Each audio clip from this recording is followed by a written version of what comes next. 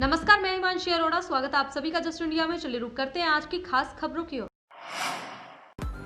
खबरों के प्रायोजक हैं आरोग्य मास्क लगाएं, कोरोना से सुरक्षित रहें। Kamal Chalk Industries, a trusted school of chalk, manufacturers and suppliers of chalk, color chalk, duster, mask, sanitizer, etc. Asian colour coated Ispat limited, आपका विश्वास हमारी पहचान। मेडिफिर international, taken a step to keep you safe from corona virus. रंच किया showroom in Rohtak and Bahadurgarh. Showroom पर आएं, test drive लें और गाड़ी बुक कराएं। हरियाणा कैबिनेट की बैठक में कई अहम फैसले किए गए। राज्य सरकार ने गांव में बिजली महंगी हो गई है, अब ग्राम पंचायतों को बिजली पर टैक्स लगाने का अधिकार दे दिया गया है। हरियाणा सरकार ने ग्राम पंचायतों को बिजली बिल पर 2% टैक्स लगाने की मंजूरी दे दी है। इसके साथ ही कैबिनेट ने मानेसर को नगर निगम बनाने का फैसला किया है। कैबिनेट ने नई उद्योग और रोजगार नीति 2020 को भी मंजूरी दे दी है। बैठक की अध्यक्षता मुख्यमंत्री मनोहर लाल ने की।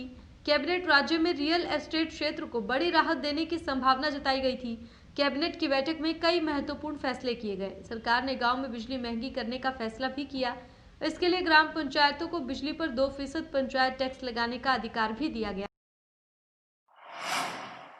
और चलिए इसे भी शुरू करते हैं बड़ी खबर की ओर। जेपी दलाल का बड़ा बयान। कृषि मंत्री ने एक बार फिर से बड़ा बयान दिया है। आपको बता दें, विपक्षी नेताओं को कृषि मंत्री जेपी दलाल ने आसुरी शक्तियां कहा और ये कहा है कि किसान आंदोलन का हल तो संभव है, लेकिन कुर्सी आंदोलन का नहीं। तो विपक्ष पर एक बार फिर से हमलावर हुए हैं कृषि मंत्री जेपी दलाल। उन्होंने कांग्रेस पर हमला बोलते हुए कहा कि राहुल और राजीव गांधी तो राज परिवार से है, वहीं नरेंद्र मोदी को उन्होंने जमीन से जुड़ा हुआ नेता बताया। तो कृषि मंत्री जेपी दलाल ने एक निजी चैनल से बातचीत के दौरान ये बड़ा बयान दिया है। उन्होंने ये कहा है विपक्षी नेताओं को आसुरी शक्ति। इसके साथ साथ ये कहा कि कुर्सी आंदोलन का कोई समाधान नहीं है, जबकि किसान आंदोलन का समाधान तो संभव है, लेकिन कुर्सी आंदोलन का समाधान संभव नहीं है।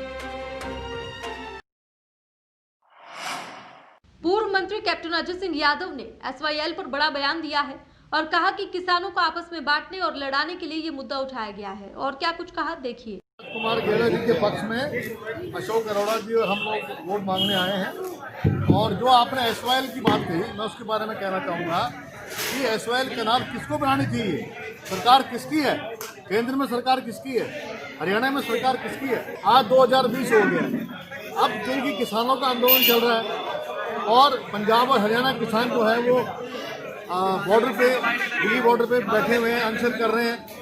उनमें आपस में लड़ाने के लिए, किसानों को आपस में बांटने के लिए इन्होंने ये नया शोषण चालू किया है। ये बनाए SYL किसे रोका है? जब सुप्रीम कोर्ट ने फैसला लिया है तो वो SYL क्यों नहीं बनाते? होडल के पूर्व विधायक उदय भार ने किसानों के मसीहा चौधरी चरण सिंह की जयंती मनाई और इस अवसर पर सैकड़ों की संख्या में किसानों को साथ में लेकर किसान आंदोलन को समर्थन देने के लिए रवाना हुई। पूर्व विधायक उदय भार ने कहा कि बीजेपी सरकार जो तानाशाह रवैया अख्तियार किए हुए है, उस घमंड को तोड़ने के लिए हरियाणा के किसान भी पीछे नहीं है। सरकार को शर्म आनी चाहिए कि देश का अन्नदाता ऐसी कड़कती ठंड में सड़कों पर अपने हक के लिए करीब 25 दिनों से पड़ा है और ये तानाशाही सरकार इन काले कानूनों को लगाकर किसानों को बर्बाद करने पर अड़ी है। ये सरकार भेदभाव पूर्ण जो बर्ताव कर रही है उस पर भी प्रकाश डाला और वहाँ हम जो समर्थन देने के लिए जा रहे हैं। ये सरकार ने जिस तरह से ये कृषि बिल लाए गए, ये पूरी तरह से किसानों के नहीं, आम जनता के एकदम विरोध में है और इसीलिए पूरे देश के अंदर पूरा किसान उद्वेलित है, मजदूर उद्वेलित है। सभी प्रदेशों से अगर ये आज ट्रेन खोल दें तो आप देखना कि यहाँ से तमिलनाडु और केरल का और कर्नाटक का भी कितना यहाँ पर किसान पहुँचता है। कैथल में किसानों ने और उनके समर्थन में आए लोगों ने कैथल के तित्रम मोड़ बाईपास पर स्थित रिलायंस पेट्रोल पंप के बाहर धरना दिया और जो भी लोग पेट्रोल या डीजल लेने के लिए पेट्रोल पंप पर आ रहे थे उनसे हाथ जोड़कर रिलायंस पेट्रोल पंप से तेल न लेने की अपील की गई, जिससे रिलायंस पेट्रोल पंप पर सन्नाटा छा गया। जब हमने कुछ किसान और उनके समर्थकों से बातचीत की तो उन्होंने कहा कि जब तक केंद्र सरकार इन कृषि कानूनों को वापस नहीं लेगी, दिल्ली में बैठे हमारे किसान भाइयों और उनकी कमेटी के आदेश अनुसार इस तरह के धरना प्रदर्शन यूं ही चलते रहेंगे।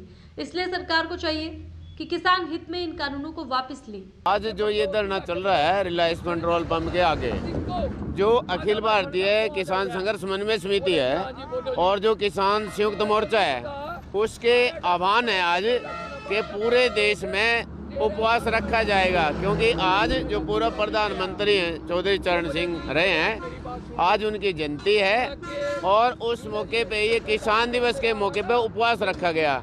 एक दिन का भोजन छोड़ेंगे आज दोपहर का। जींद में वकीलों ने किसानों के पक्ष में एक दिन का सांकेतिक धरना दिया।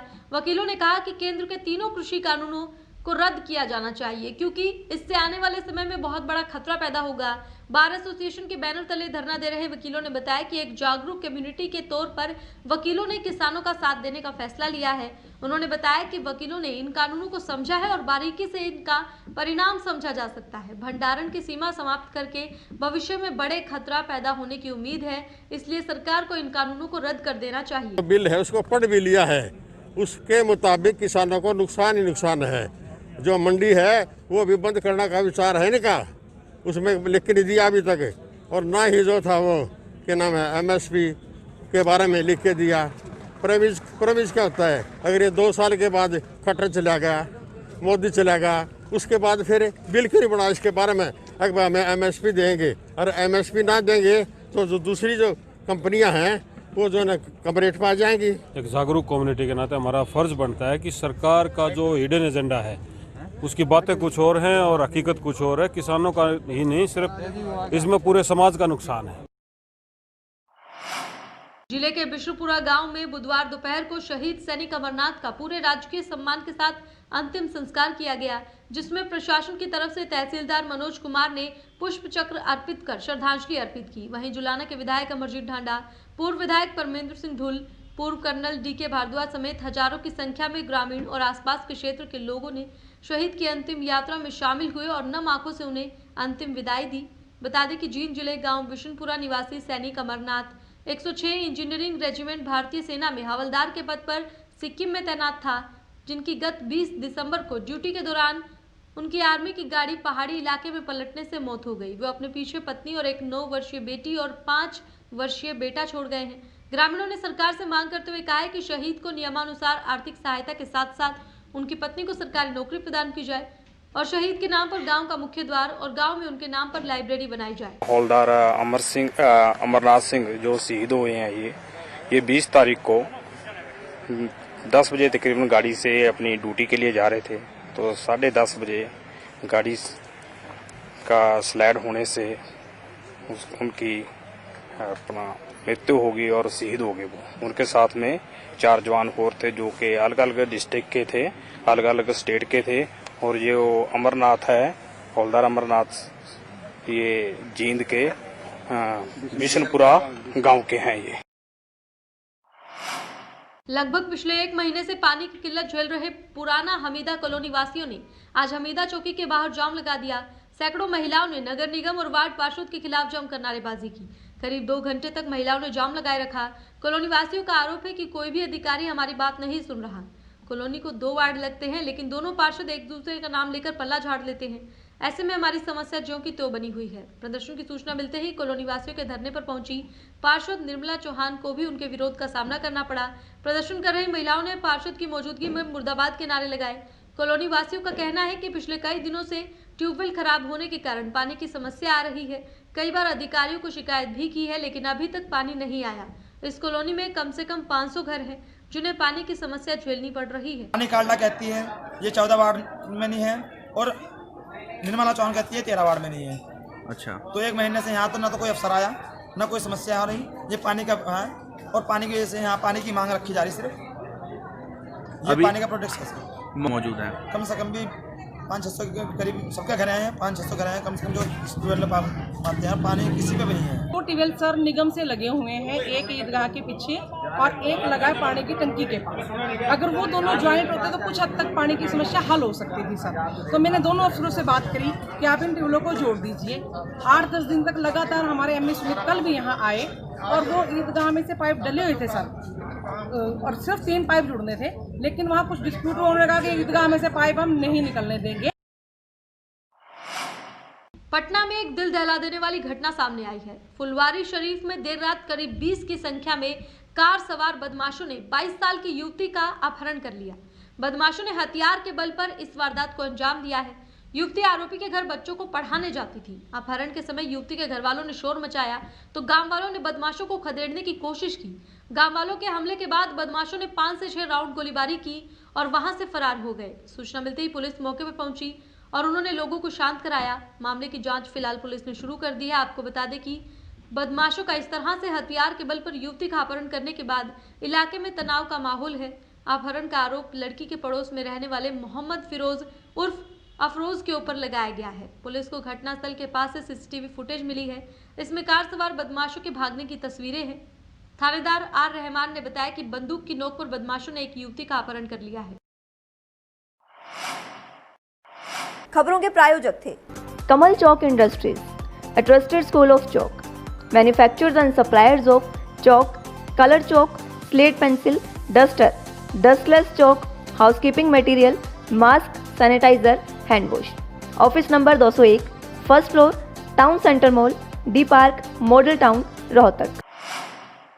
कोरोना महामारी से लड़ने के लिए आरोग्य मास्क लाया है आपके लिए सबसे आधुनिक मास्क। इसके साथ ही आपको मिलेगी आधुनिक पीपीई किट, वो भी बहुत ही सस्ते रेट पर। contact@arogyamask.com पर जाएं और हमसे संपर्क करें या फिर www.arogyamask.com से जुड़ें। इसके साथ ही आप हमें कॉल कर सकते हैं। हमारा पता है Anand international, plot number 181, Panipat, Haryana.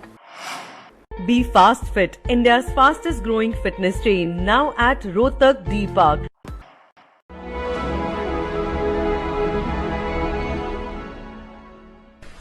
चाचा, आपने नया घर बनवाया है तो घर की छत पर कौन सी शीट लगवाई है? बेटा, मैंने अपने घर की छत पर एशियन शीट लगवाई है क्योंकि वो कभी न मिटने वाले ओरिजिनल निशान की चादरें हैं। साथ में ISI का चिन्ह, 5 साल की वारंटी के साथ साथ पैसों का सही मूल्य देने वाली वही इकलौती शीट्स हैं। क्योंकि नाम नहीं, पहचान जरूरी है। फिलहाल इस बुलेटिन में इतना ही, लेकिन बाकी की तमाम खबरों के लिए आप देखते रहें जस्ट इंडिया। नमस्कार।